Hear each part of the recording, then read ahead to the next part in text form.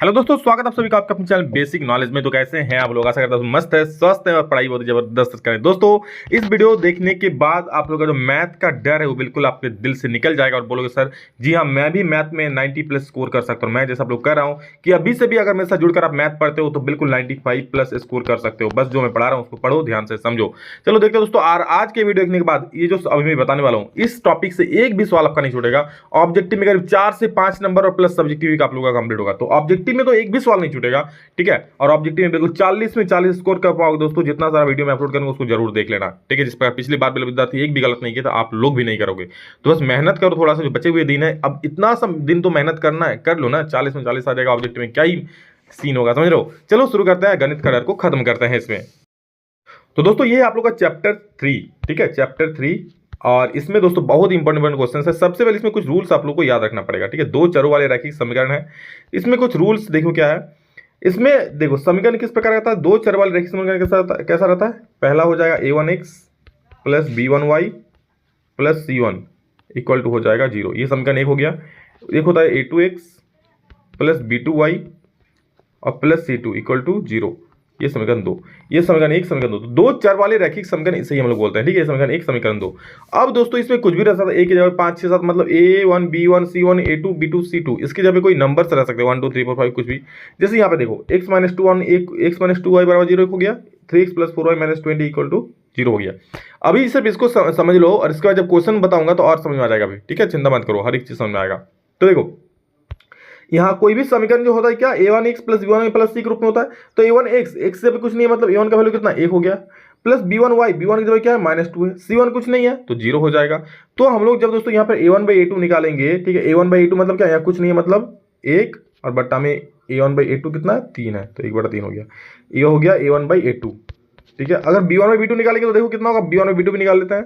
तो b1 कितना देखो यहाँ पर -2 है तो -2, और b2 कितना देखो 4 है तो 4 लिख दो। तो -2/4 हो जाएगा -1/4। अच्छा, -1/2। अच्छा सर, ये वाला तो 1/3 है, 1/-1/2 आ रहा है, बराबर हो रहा है क्या? बिल्कुल भी नहीं बराबर हो रहा है। मतलब मैं लिख सकता हूँ, क्या लिख सकता हूँ कि a1/a2 that is not equal to b1/b2। बस बन गया हमारा इसी से फॉर्मूला। तो जब भी दोस्तों ये वाला कंडीशन होगा a1/b2 इक्वल टू b1/b2 के नहीं होगा, तो जो रेखाएं होगी प्रतिच्छेदी होगी और केवल एक हल होगा। बस इतना खाली याद रखो। अभी सारा चीज पता चले कैसे होगा, क्या होगा, सारा चीज दिखाऊंगा मैं, ठीक है। उसी प्रकार जब हम लोग मान लो निकालेंगे a1/a2 निकालेंगे और b1/b2 निकालेंगे, ठीक है, ये भी बराबर आ रहा है, तो c1/c2 निकालेंगे। तीनों को निकाल के देखेंगे, c1/c2 a1/a2 b1/b2 c1/c2, अब तीनों बराबर आ जाए तो क्या हो जाएगा, संपाती हो जाएगा। तो जैसे यहाँ पे देखो a1/a2 equal to b1/b2 equal to c1/c2, तीनों बराबर आ गया। तो क्वेश्चन दिखाऊंगा आप लोग को। तो क्या हो गया, संपाती हो गया। और इसका दोस्तों कितना हल होगा, बहुत सारा हल होगा, ठीक है। तो देखो प्रतिच्छेद मतलब एक रेखा ऐसे जाएगा, एक रेखा ऐसे जाएगा। प्रतिच्छेद कहाँ, एक बिंदु पर कर रहा है तो सिर्फ एक हल होगा। संपाती मतलब दोस्तों होता है एक रेखा जा रहा है, उसी के ऊपर और एक रेखा चल जाएगा, तो हर एक बिंदु पर अलग अलग मान मिलेगा ना, तो इसका वैल्यू कितना हो जाएगा, अनंत हो जाएगा। बहुत हल होगा इसका, बहुत हल होगा। और जब दोस्तों ये होता है एक रेखा, क्या होता है ये ऐसा, तो ये समांतर होता है। तो ये क्या होता है, जब a1/a2 इक्वल टू b1/b2 हो जाए but not equal to c1/c2 हो जाए, तब दोस्तों ये वाला चीज होता है। मतलब क्या हो जाए, समांतर रेखा होगा। और जब समांतर रेखा कहीं पे मिल ही नहीं रही, नहीं रहा ना दोनों रेखा, तो क्या हो जाएगा, इसका हल नहीं होगा, कोई हल नहीं होगा। बस इतना सा कॉन्सेप्ट याद रखो, ठीक है। और संगत असंगत वाला बात आता है दोस्तों, तो याद रखना, अगर प्रतिच्छेदी है या फिर संपाती, ये दोनों होगा तो होगा संगत हल होगा। क्या होगा, संगत होगा। और अगर ये वाला कंडीशन आता है तो क्या हो जाएगा, असंगत हो जाएगा। समझ गए? चलिए बहुत बढ़िया, आगे बढ़ेंगे। अब सवालों को देखेंगे हम लोग क्या क्या।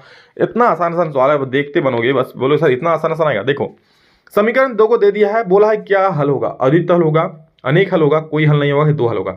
तो दोस्तों आप लोग को चेक करने के लिए कि कौन सा हल है, तो आपको निकालना ही पड़ेगा क्या, a1/a2 b1/b2 और c1/c2। चलो हम निकालते हैं। सबसे पहले आप देख लो, क्या a1 में 2 है, b1 में 3 है और c1 में 4 है। सेकंड नेक्स्ट दूसरा समीकरण, उसमें क्या है, a1 में 6 है, b1 में 9 है और c1 में सॉरी a2 है नहीं, ये a1x प्लस b1 ये a2 हो, दूसरा है ना, तो a2 हो जाएगा। a2 में 6 है, b2 में 9 है, c2 में 11 है। चलो निकालते हैं a1/a2 सबसे पहले। तो a1/a2, a1 कितना है देखो यहाँ पर 2 है तो 2 लिख देंगे, बटा a2 कितना है देखो 6 है तो 6 लिख देंगे। कितना आ गया, 1/3 आ गया। चलो सर a1/a2 1/3 आ गया। b1/b2 अब निकालते हैं। तो देखो अब याद रखो a1/a2 1/3 है, b1/b2 निकालते हैं। तो देखो b1/b2, b1 कितना है देखो 3 है तो 3 लिख दिया। b2 कितना है 9 है तो 9 लिख दिया। ये भी सर आ रहा है 1/3 कट के, ये भी चलो 1/3 आ गया। चलो c1/c2 निकालते हैं। a1/a2 b1/b2 तो निकल गया। बराबर भी आ रहा है। C1/C2 कितना आएगा सर? तो C1 कितना है 4 और C2 कितना है 11। अरे भैया ये सर 1/3 नहीं आ रहा है, मतलब क्या समझ में आ रहा है कि आप लोगों का ये समांतर रेखा। कंडीशन क्या बन रहा है बता दो, कंडीशन क्या बना सबसे पहले बताओ, कंडीशन क्या बना? तो लोग सर यहाँ पर कंडीशन बना ना, देखिए यहाँ पर ये कंडीशन बना कि सर आपका तो A1/A2 और B1/B2 तो बराबर आ गया। ये चलिए सर आप दिखा दिए कि 1/3 आ गया, लेकिन सर C1/C2 तो बराबर ही नहीं हो रहा है, तो काट दो ना।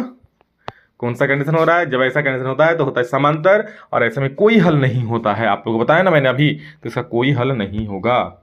ठीक है, बहुत बढ़िया। एक दो रिवीजन करोगे, देख के बोल दोगे आंसर क्या होगा। रेखाएं इसका हल है, अद्वितीय हल होगा, दो हल होगा, अनंत हल होगा, कोई हल नहीं।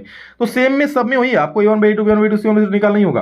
तो A1/A2 करेंगे कितना हो जाएगा? देखो A1/A2 करेंगे तो हो जाएगा 2 बटा यहाँ क्या है 4, यानी 1/2 आएगा। B1/B2 करेंगे तो कितना हो जाएगा? देखो B1/B2 करेंगे तो देखो B1 कितना है 3 और B2 कितना है? B2 है 6, ये भी 1/2 आ जाएगा। चलो सही आ गया। अब C1/C2 करेंगे, देखो C1 कितना है 5, इधर आ गया तो -5 हो, कोई दिक्कत नहीं, इधर आ गया तो -15 हो। दोनों तरफ एक तरफ होना चाहिए दोनों चीज, मतलब या तो इधर हो या फिर बराबर के उधर हो, दोनों चीज।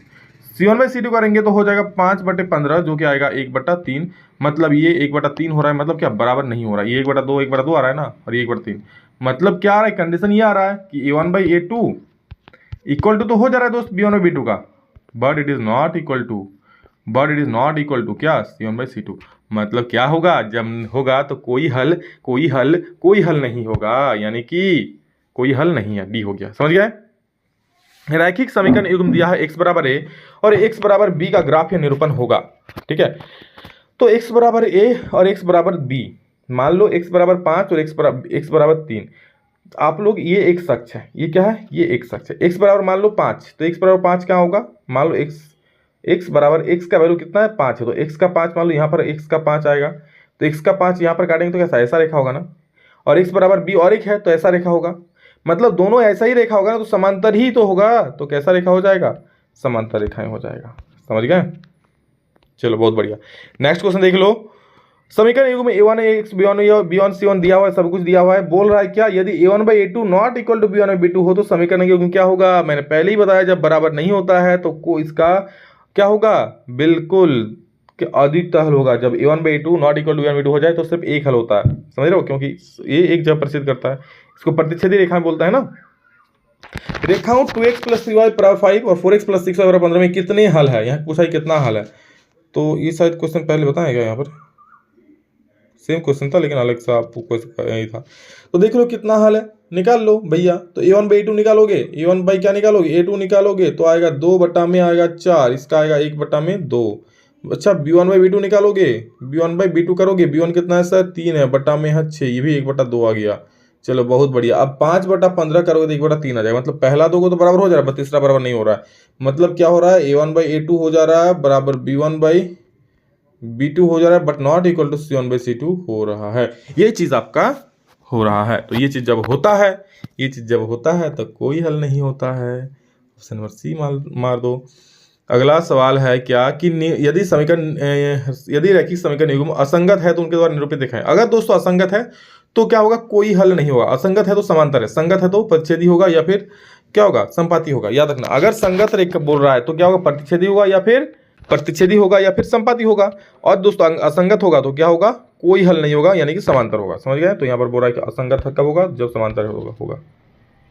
चलो अगला सवाल देखते हैं क्या है। समीकरण युग्म दिया हुआ है 2 गो, अगर बोल रहा है कि ये दोनों नॉट इक्वल टू 0 हो तो क्या? तो अभी बताया मैंने, कोई हल नहीं होगा। और एक दिया हुआ ये वाला तो शायद आप लोगों को पहले बताएं, ये चीज़ अभी बताएं, ठीक है। चलो कोई दिक्कत नहीं। ये सवाल देखो, बोल रहा है कि 2 समीकरण है, अगर ये वाला कंडीशन आ रहा है सभी बराबर हो जाए, A1x + A1/A2 = B1/B2 सभी बराबर हो जाए तो क्या होगा? इसका संपाती होगा, यानी कि अनेक हल होगा। ऑप्शन नंबर बी सही हो जाएगा। और अगला सवाल है दोस्तों हमारा कि यदि रेखाएं 3x + 2ky = 2 और 2x + 5y = 1 तो समांतर रेखाओं समांतर है तो के का मान समांतर है, मतलब क्या? पहला वाला तो बराबर हो जाएगा, दूसरा वाला बराबर नहीं होगा, यानी कि लिख सकते हैं हम 3/2, इसका 3 और इसका 2, A1/A2 हो जाएगा बराबर। अब बराबर क्या होगा? 2k, अब बट्टा में क्या हो जाएगा? 5, तो क्या हो जाएगा? 5 × 15, 2 × 5 = 2 दूनी 4k, 5 × 15 बराबर 4k, 15 बराबर क्या? 5 दूनी 5 × 15 और 2 दूनी 4k हो जाएगा, 15 बराबर 4k, तो k बराबर 15/4। ऑप्शन नंबर सी सही हो जाएगा। बस सिंपल सा है। तो ये था दोस्तों इस चैप्टर से इतना ही सवाल, और इस चैप्टर से आपका ऑब्जेक्टिव अब एक भी क्वेश्चन, सिंगल क्वेश्चन नहीं छोड़ेगा, बस इतना आप कर लो। लेकिन हाँ, ये फॉर्मूला आपको याद होना चाहिए कि हाँ a1/a2 = b1/b2 जब हो जाए, ये कब होता है, ये दोस्तों होता है तो क्या होता है, ये होता है तो क्या होता है, सारा फॉर्मूला याद होने चाहिए, तभी आप लोग चैप्टर में धमाका कर सकते हो। तो बिल्कुल सिंपल 2-3 को फॉर्मूला याद कर लो और धमाका मचाओ मैथ में, ठीक है। और इस प्रकार वीडियो चाहते हो कमेंट करना, लाइक करना, दोस्तों को शेयर जरूर करना ताकि ज़्यादा से बच्चे पढ़े इससे और उसको लाभ मिले। चलो, so love you all, thank you, love you, इतना ही। फिर नेक्स्ट जल्द मिलेंगे, तो जय हिंद, वंदे मातरम।